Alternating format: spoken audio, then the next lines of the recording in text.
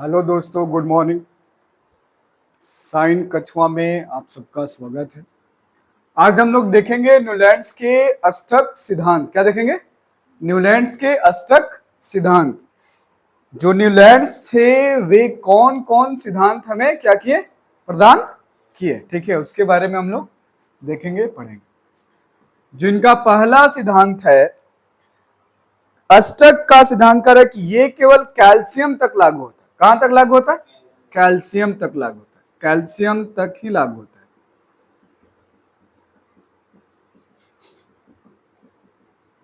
कहां तक लागू होता है? कैल्शियम तक लागू होता है। ठीक है, कह कि कैल्शियम के बाद जो प्रत्येक तत्व है उनके गुणधर्म में बाकी जो तत्व हैं उनके गुणधर्म से मैच नहीं खाता है।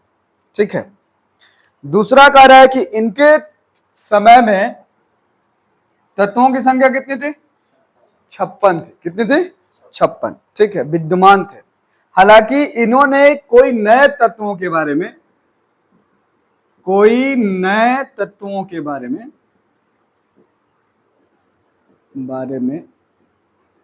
हमें कोई जानकारी नहीं दी। ठीक है, हालांकि इसके बाद बहुत सारे तत्व क्या हुए?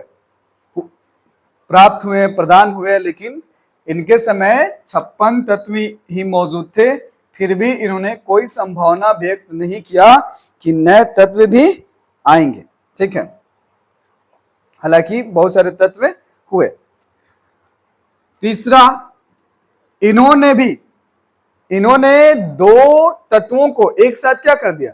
रख दिया। एक ही स्थान पर असमान गुणधर्म वाले तत्वों को एक ही स्थान पर रख दिया। ठीक है, क्या कर दिया? रख दिया। ये इनकी कमी थी या इनके सिद्धांत में ये शामिल है।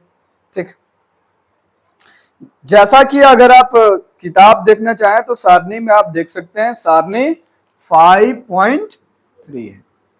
सारणी 5.3 में आप क्या कर सकते हैं? देख सकते हैं।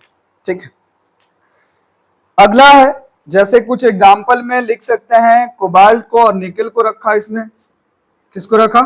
कोबाल्ट और निकेल को एक साथ रख दिया। ठीक है, इसके बाद फिर कह कि क्लोरीन और ब्रोमीन जो कि एक ही, उनके जो गुण धर्म है एक ही जैसे हैं, लेकिन उन्होंने क्या किया? अलग अलग रख दिया। ठीक है, एक जगह नहीं रखा। कह रहा कि क्लोरीन एवं जो ब्रोमीन है उनके गुण धर्म के जो तत्व हैं वो एक जैसे हैं, लेकिन उन्होंने क्या किया? उसे अलग अलग रख दिया। ठीक है, तो 4 नंबर में हम लिख सकते हैं समान गुणधर्म वाले तत्वों को अलग अलग रखा या विभिन्न जगहों पे रखा, अलग अलग रखा। ठीक है, क्या किया? अलग अलग रखा। ठीक, जैसे ये कह रहा है क्लोरीन और ब्रोमीन की बात कर रहा है। ठीक, पांचवा अगर हम ले 5 नंबर, तो कह रहा है कि ये जो सिद्धांत है न्यूलैंड्स के अष्टक जो सिद्धांत है ये केवल हल्के तत्वों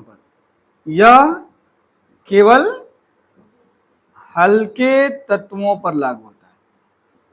तत्वों पर क्या होता है? लागू होता है। अब यहां से एग्जाम में क्वेश्चन पूछे जाएंगे, न्यूलैंड्स के अष्टक के सिद्धांत बताइए, तो आप 5 बता सकते हैं।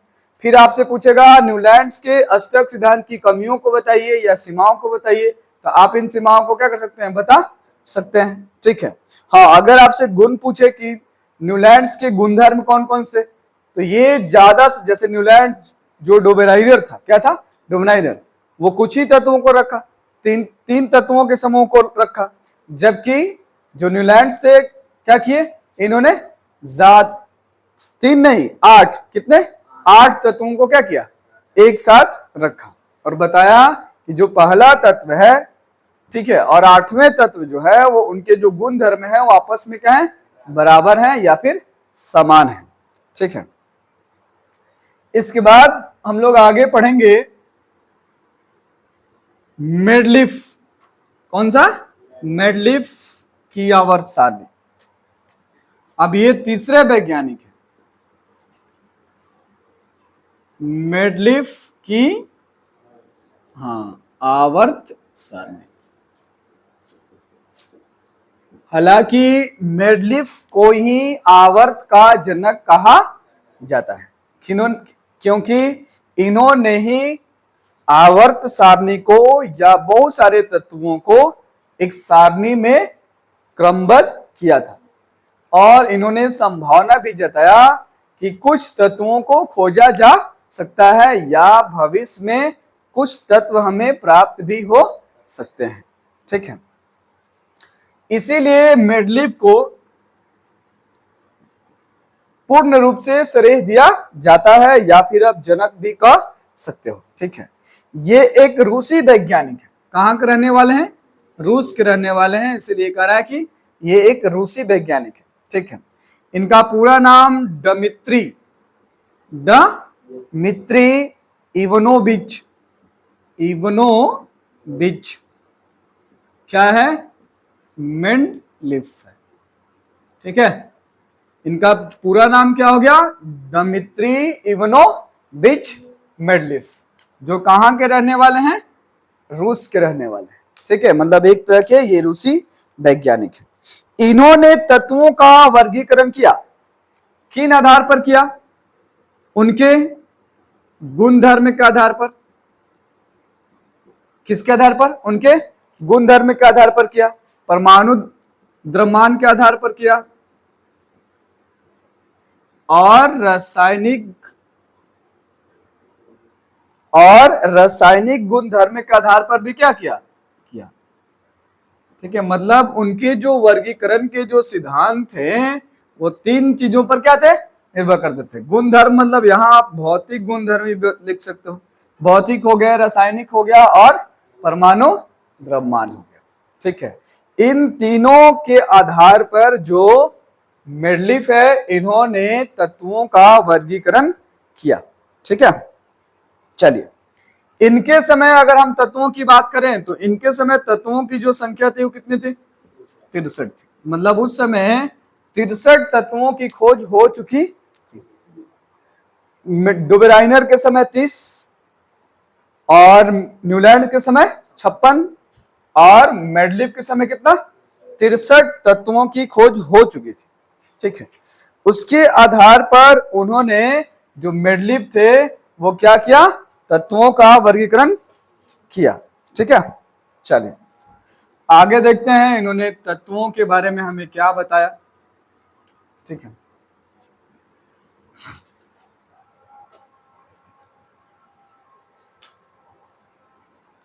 मेडलिफ के आधार पर या हम कह सकते हैं मेडलिफ की आवर्त सारणी।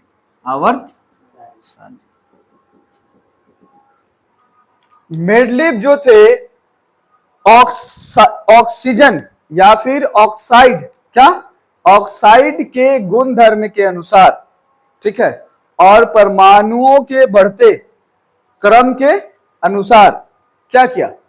तत्वों को व्यवस्थित किया। उसे हम लोग मेडलिफ की आवर्त सारणी कहते हैं। क्या कहते हैं? मेडलिफ की आवर्त सारणी कहते हैं। जैसे उन्होंने ऑक्साइड, ठीक है, ऑक्साइड और हाइड्राइड, ऑक्साइड और हाइड्राइड, ऑक्साइड के को उन्होंने RO, ठीक है,